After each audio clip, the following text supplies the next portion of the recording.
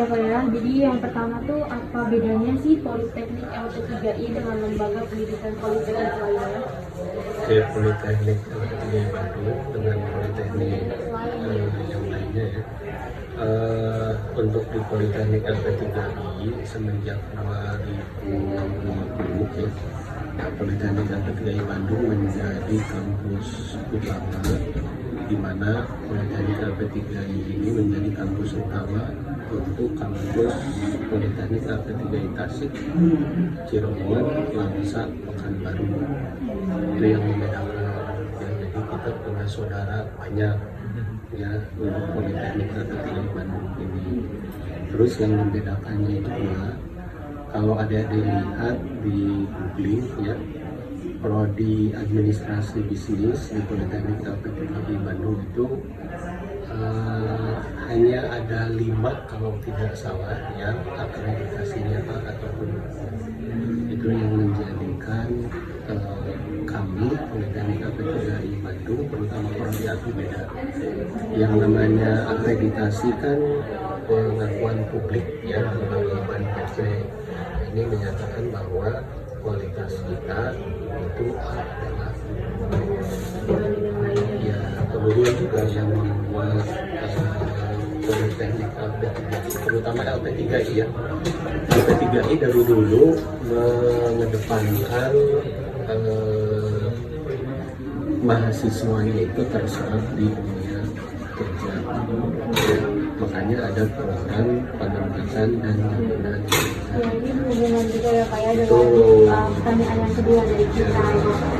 Selain itu pendidik kerja itu kan terkenal dengan layanan penempatan magang dan kerja ya Pak ya.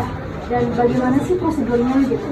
Ya, di prosedur awalnya kan adik-adik sekalian ketika masuk menjadi mahasiswa baru itu harus menandatangani surat perjanjian penempatan kerja atau SPPK ya, di mana adik-adik sekalian melihat dan juga mempelajari dengan orang tua ya syarat untuk penempatan jaminan kerja itu apa saja. Nah itu menjadikan akad awal kita janji kita ya, bahwa yang nanti di dalam kerja itu adalah salah satunya IPK-nya harus sesuai dengan yang disyaratkan, dan juga ada kompetensi yang lain yang memang harus diikuti dan harus lulus nantinya, yaitu 4 sertifikat itu ya, yang uji kom untuk komputer, bahasa Inggris, dan juga yaitu untuk penempatan kerja. Dan yang lebih terpenting lagi, LP3I dimanapun dari dulu kita punya yang namanya divisi corporate and placement, itu yang akan membantu adik-adik sekalian nanti dari awal mapping adik-adik sekalian itu nanti dengan IPK 3,5 berarti memang layak ataupun ini merupakan penempatan jaminan kerja. Nanti dibantu juga bagi yang belum mencapai nilai IPK-nya 3,5. Pokoknya ada dibantu oleh CNC dan juga peran dari dosen PLA itu kan. Itu nanti setiap semester itu akan melihat data prestasi ataupun prestasi anak sekalian. Ini belum mencapai 3,5 ya. Kemudian bahasa Inggrisnya masih kurang ya. Kemudian nanti juga belum ikutan seminar, harus ikutan webinar di luar dan yang lainnya. Jadi selain ada corporate and placement, ada dosen PA ya, yang lebih penting lagi itu untuk program penempatan kerja itu nanti adalah dibimbing oleh bagian CMP oleh siapa? Bu Meli, dengan adanya program training soft skill juga kan. Itu sebetulnya ciri dari dulu LP3I sampai sekarang, yang sekarang baik perguruan tinggi negeri dan swasta lulusannya semua harus terserap kerja. Kalau dulu yang perguruan tinggi negeri mau terserap kerja atau enggak ya it's okay, tapi dengan kebijakan Mas Nadiem sekarang bahwa semua lulusan harus terserap oleh dunia kerja, sebetulnya itu dari dulu sudah dijadikan targetan oleh LP3I. Adik-adik sekalian kan ujung-ujungnya kan tinggal kerja ya, bukan kulin gitu ya.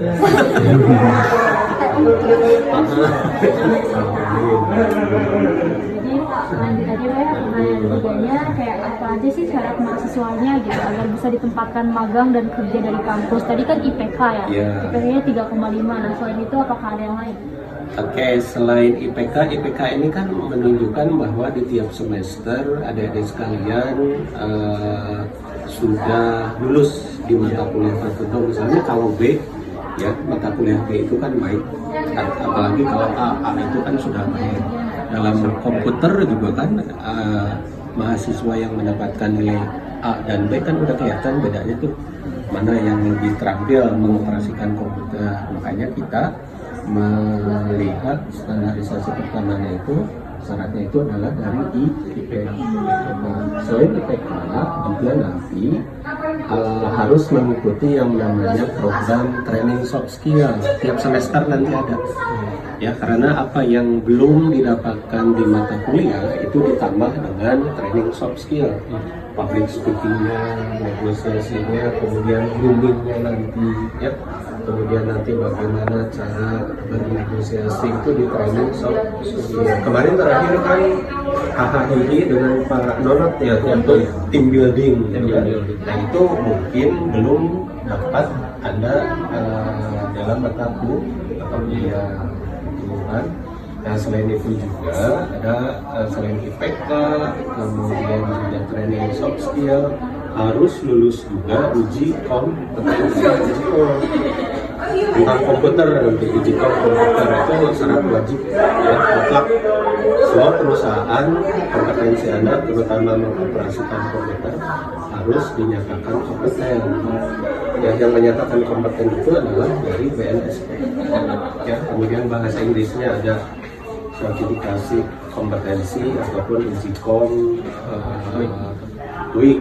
Ya, kemudian nanti prodi yaitu office tenaga perkantoran. Nah kalau kemarin itu tenaga perkantoran yang manual. Nah dari sekalian mulai angkatan sekarang itu adalah tenaga perkantoran digital. Ya, untuk mengantisipasi permintaan industri dan perusahaan di luar itu. Ya itu IPK, TSS, seminar, kemudian uji Tapi Kak, juga. izin saya juga kalau Ya. misalkan TSS nih masih ada yang bolong-bolong gitu. Kenapa bolong-bolong ditutupin aja bolong-bolong? Oh, ada yang Atau nggak kayak bolong, jelek? misalkan TSS kemarinnya, itu penggantinya Biasanya ada tugas mandiri, guling-guling ya. Oke, lanjut ke pertanyaan selanjutnya itu bagaimana sih memfilter kualitas pengajar di LT3 ini? Nah, ini yang menarik ya. Pengajar di Politeknik LT3I Bandung satu menfilternya itu adalah semua harus S2. Ya, lulusannya ataupun dosen-dosen di kami itu adalah S2 atau belakangnya. Oke. Minimal S2. Oke. Nah, kalau tidak S2 berarti nanti adik-adik juga akan ketemu di semester 4 dosen praktisi. Ya. Oke, dosen praktisi itu adalah misalnya nanti ya adik-adik sekalian akan ketemu dengan Pak Umar.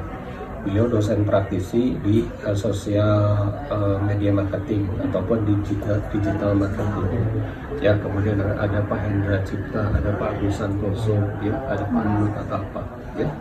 Untuk memfilternya selain dari ijazah S2 minimal, ya, juga dari kemampuan praktisi mereka di perusahaan. Oke.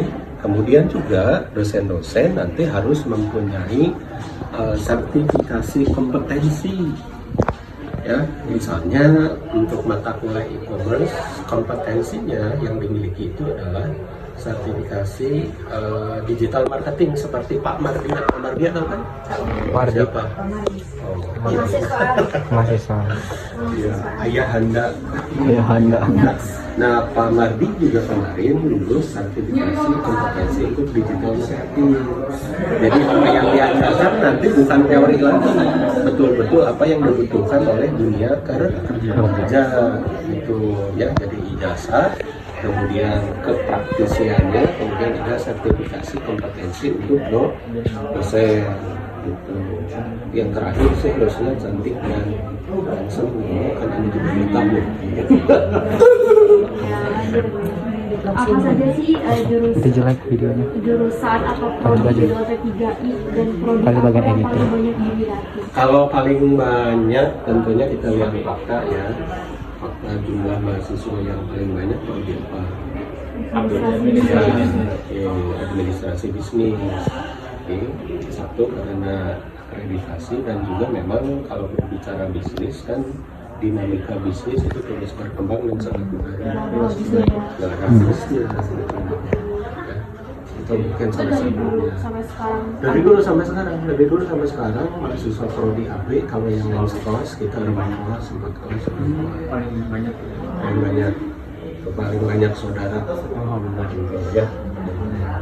Tadi kan Kak, kita nanya bedanya politeknik LP3I dengan politeknik lainnya. Nah, kalau ini apa sih keunggulan dari kampus LP3I dibanding pendidikan yang lainnya itu tuh mencakup kayak universitas sama politeknik juga? Ya kalau dibandingkan itu kan harus apple to apple, politeknik dengan politeknik. Jangan membandingkan misalnya politeknik dengan TU, politeknik dengan BINUS di Bandung, kan itu bukan Beda ya. Kalau misalnya kita bandingkan politeknik dengan politeknik yang negeri dan swasta, ya, nah salah satunya itu kalau kita dibandingkan dengan Polman, mereka ada yang akreditasinya A, kita juga sama kan berarti. Kalau dengan swasta, lagi atulah dengan swasta mah, ya, gitu kan. Nah, dari kelihatan dari atau bisa membandingkannya dari akreditasi. Akreditasi di kita kan semuanya B dan A. Oke. Kemudian juga lamanya kita kan udah hampir 20 tahun, ya. Oke. Kemudian juga kalau adik-adik bandingkan, coba tanya aja ya, bagaimana kedekatan dengan dosen, ya, dengan staf, dengan yang lain di perguruan tinggi yang lain. Saya juga, anak saya di salah satu perguruan tinggi negeri di Bandung, ya. Beda kali kata saya juga menjadi dosen PA dibandingkan ketika saya menjadi dosen PA di sini.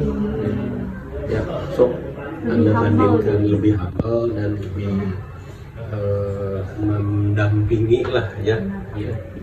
Itu kan salah satu keunggulan juga yang memang mungkin nanti harus dipertahankan ke depannya dari segi SDM gitu. ya, sumber daya manusia. Dosennya sama, tapi bagaimana pendekatannya ke mahasiswa. Ya, makanya mungkin yang agak kurang di sini dosen yang galak, ya. Yang kurang ketemuan. Ada ketemu kenapa dosen yang galak? Kita Sebenarnya jarang sih, galak, Pak. Pak, cuma tugasnya aja yang galak. itu mah memang untuk kepentingan Anda, Anda bisa Standar untuk perkuliahan kayak gitu. galak enggak, tapi Si killer. tegas gitu. Ya, jadi kayak apa sih biaya LP3I termasuk mahal dibanding kampus yang lainnya? Kalau mahal subjektif ya, Ya, lo kan relatif. relatif. Kalau dibanding-bandingkan hampir sama. Oke, hampir sama. Kecuali mungkin kalau sekarang kebanyakan mahasiswa itu pendidikan banyak beasiswa. Ya, tapi kalau dilihat langsung ada yang kita lihat dengan pembiayaan sekarang dibandingkan dengan yang negeri terutama dan yang lain swasta ya hampir sama. Ya, Mungkin beda dari bisa dibilang yang dari awal terus pasar kemudian kedepannya jadi betul. Oke, ada beberapa perguruan tinggi juga politeknik yang sama, di depannya itu kelihatan kecil tapi ketika berjalan itu ada biaya-biaya yang lainnya yang harus dibayar, yang itu lebih mahal. Berarti bisa dibilang relatif lebih murah ya dibanding yang lainnya.